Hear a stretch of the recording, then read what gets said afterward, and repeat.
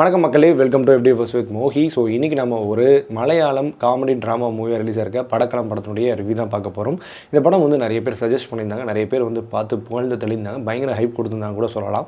So இந்த படம் என்ன மாதிரியான அனுபவத்தை கொடுக்குது, எந்த அளவுக்கு ஃபேண்டசி ஒர்க் அவுட் ஆயிருக்கு அப்படின்றத நம்ம இந்த ரிவ்யூவில் பார்க்க போகிறோம். ஸோ ரிவ்யூக்கு போகிறதுக்கு முன்னாடி இந்த ரிவ்யூ வந்து உங்களுக்கு பிடிச்சிருந்தா மறக்காமல் லைக் பண்ணுங்கள், கமெண்ட் பண்ணுங்கள், ஷேர் பண்ணுங்கள், சேனலில் சப்ஸ்கிரைப் பண்ண மறந்துடாதீங்க. வாங்க நம்ம ரிவ்யூக்கு போகலாம். ஸோ படக்கலாம் இந்த படம் வந்து பார்த்திங்கன்னா தமிழ்லையும் டப் செய்யப்பட்டிருக்கு, ஜியோ ஹாட்ஸ்டாரில் ஸ்ட்ரீம் ஆகிட்டு இருக்கு. இந்த படத்தினுடைய கதை சுருக்கம் என்ன அப்படிங்கன்னா, 4 காலேஜ் ஸ்டூடெண்ட்ஸ் அவங்கள வந்து ஒருத்தர் பிரேக்கப் ஆச்சு. ஸோ பிரேக்கப் ஆனால லெட்டர் எழுதி தள்ளலாம், என்னை வந்து அவளை மறக்க வைக்கணும்னு சொல்லிட்டு எழுதும்போது சுராஜ் ப்ரொஃபஸர் மேலே வந்து தெரியாமல் பட்டுறது. அவர் வந்து ஸ்டாஃப் ரூம் எடுத்துகிட்டு போயிடுறாரு. அங்கே வந்து ஷெராஃப் இருக்கார். ஷெராஃப் வந்து பார்த்திங்கன்னா இவரை வந்து மைண்டு கண்ட்ரோல் பண்ணுற அளவுக்கு இவருக்கு ஒரு பவர் வச்சுருக்காரு. ஸோ அதனால் சுராஜை வச்சு என்ன பண்ணுறாருன்னா, சுராஜ் வந்து தன்னுடைய சக பேராசிரியரை வந்து அடிச்சிடுறாரு. இதனால் அவர் சஸ்பெண்ட் ஆகிடுறாரு. இதை வந்து நம்ம இந்த 4 ஃப்ரெண்ட்ஸ் இருக்காங்க தெரியுமா, அதில் ஒருத்தர் வந்து பார்த்துடுறாரு. பார்த்ததுக்கப்புறம் இல்லை இவர் ஏதோ கண்ட்ரோல் பண்ணுறாரு, நான் அதை கண்டுபிடிச்சிட்டேன் அப்படின்னு சொல்லிட்டு இவங்களை துரத்தி அந்த ஷெரீஃப் ப்ரொஃபஸரை வந்து ஃபாலோ பண்ணுறாரு. ஃபாலோ பண்ணி அந்த அவர்கிட்ட ஒரு புக்கு மாதிரி இருக்கும், அதை எடுத்துகிட்டு வந்துடுறாங்க. இதை அவர் ஃபைண்ட் அவுட்டும் பண்ணிடுறாரு. ஆனால் இவரோட இந்த பையனோட கண்ட்ரோலும் அவர்கிட்ட மறுபடியும் போயிடுது. ஸோ அதனால் இவர் வந்து ஆட்டி படைக்கிறாரு. ஸோ இதை எப்படி ஃபைண்ட் அவுட் பண்ணி ரிலீஸ் ஆனாங்க, வெளியே வந்தாங்க. ஸோ இதுக்கப்புறம் நிறைய கூடு விட்டு கூடுப்பார செக்மெண்ட்ஸ்லாம் வருது. அதெல்லாம் என்ன ஆச்சு அப்படின்றத நோக்கி தான் இந்த படம் கதை நகரப்படுது. ஸோ இந்த படத்தினுடைய பாசிட்டிவ் அண்ட் நெகட்டிவ் பற்றி பேசுவோம். இந்த படத்தினுடைய ஐடியாலஜி ரொம்ப நல்லா இருந்தது. அந்த கூடு விட்டு கூடு பாயிருது அப்படின்ற விஷயம் இருக்குது இல்லையா, அது ரொம்பவே அழகாக கேப்சர் பண்ணியிருந்தாங்க. அது கரெக்டாக லாஜிக்கலாகவும் நிறைய இடங்களில் மெயின்டைன் பண்ணியிருந்தாங்க அப்படின்னு தான் சொல்லணும்.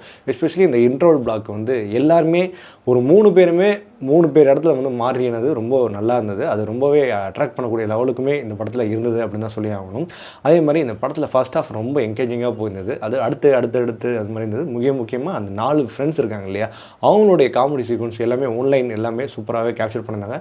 அண்ட் அவங்களுடைய வே ஆஃப் டைமிங் ரொம்ப சிறப்பாக இருந்தது அப்படின்னு தான் சொல்லி ஆகணும். அதேமாதிரி தொடர்ந்து வந்து மலையாள இண்டஸ்ட்ரியில் பார்த்திங்கன்னா யங்ஸ்டர்ஸுக்கு நிறைய சான்ஸ் கொடுத்துட்டே வராங்க. ஒரு பெரிய ஹீரோ, பெரிய ஆளுங்க, நிறைய முகம் தெரிந்த ஆளுங்க அப்படின்ற மாதிரி இல்லாமல் யார் வேணால் இருக்கலாம், ஆனால் படத்தில் நடித்தா போதும் அப்படின்ற மாதிரி ஒரு விஷயம் இருக்குது. அது பாராட்டுக்குரியது.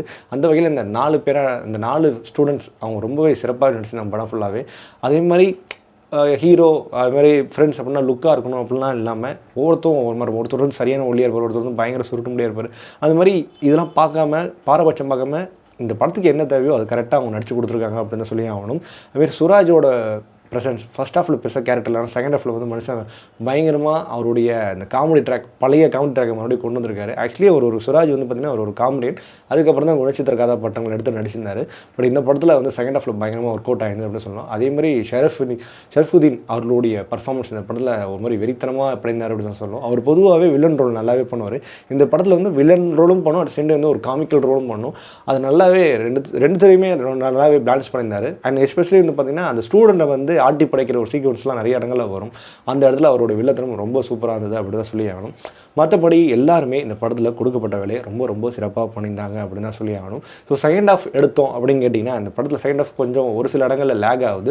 அதுமாதிரி ஸ்டோரி போகிற போக்கு வந்து பார்த்திங்கன்னா கொஞ்சம் டிஸ்ட்ராக்டிவாக நிறைய இடங்களில் ஆகிட்டு இருக்குது. அந்த கண்டினியூட்டிவாக ஃபஸ்ட் ஹாஃபில் போயிருந்தது இல்லையா, அது செகண்ட் ஹாஃபில் வந்து அந்தளவுக்கு பெருசாக ஒர்க் அவுட் ஆகலையோ அதுமாதிரி தோண வைக்குது. அதுமாதிரி எமோஷனல் சீக்வன்ஸ் வந்து பார்த்திங்கன்னா சுரஜுக்கு ஒரு பேக் ஸ்டோரி சொல்லுவாங்க, அது மட்டுமே ஒர்க் அவுட் ஆகிருந்தது. மற்ற எந்த ஒரு எமோஷனுமே பெருசாக நம்மளுக்கு கனெக்ட் ஆகவே இல்லை.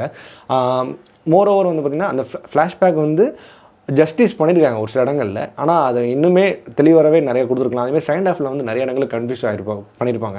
மிக முக்கியமாக பார்த்திங்கன்னா அந்த கூடு விட்டு கூடு பாஞ்சதுக்கப்புறம் இவங்க யார் உடம்புல யார் இருக்காங்க அப்படின்ற ஒரு விஷயம் இருக்குல்ல, அது இன்னுமே கிளாரிட்டி பத்தலை அப்படின்ற மாதிரி தான் தோணுது எனக்கு.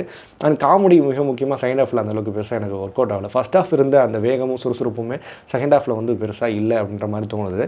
ஸோ இன்னுமே காமெடிக்கு நிறைய மெனக்கெட்டுருக்கலாம். அண்ட் மேபி இது வந்து படத்தை வந்து ஆரிஜினல் லாங்குவேஜில் பார்த்தா இன்னும் நல்லா இருந்திருக்குமோ எனக்கு தோண வைக்குது. பட் தமிழில் பார்த்தனால எனக்கு பெருசாக ஒர்க் அவுட் ஆகலை அப்படின்ற மாதிரி தான் நான் சொல்ல வருவேன். ஸோ மொத்தத்தில் இந்த படத்தை பார்க்கலாமா வேணாமா, இல்லை கண்டிப்பாக பார்த்தே ஏற்றணும் அப்படின்னு கேட்டிங்கன்னா, ஒரு டீசென்ட் வாட்ச், நல்லாவே ஒரு டைம் பாஸான ஒரு படம். ஸோ நீங்கள் வந்து டைம் பாஸ் பண்ணணும் அப்படின்ற பட்சத்தில் இந்த படத்தை கண்டிப்பாக நான் உங்களுக்கு சஜஸ்ட் பண்ணுவேன். ஸோ இந்த படத்துக்கு நம்ம கொடுக்கக்கூடிய ரேட்டிங் என்ன அப்படின்னு கேட்டிங்கன்னா 5க்கு 3. ஓகே மக்களே, இந்த ரிவ்யூ பிடிச்சி நான் நம்புறேன். இந்த ரிவ்யூ பிடிச்சி மறக்காமல் லைக் பண்ணுங்கள், கமெண்ட் பண்ணுங்கள், ஷேர் பண்ணுங்கள், சேனலை சப்ஸ்கிரைப் பண்ண மறந்து நான் stay with me FD First with Mohi.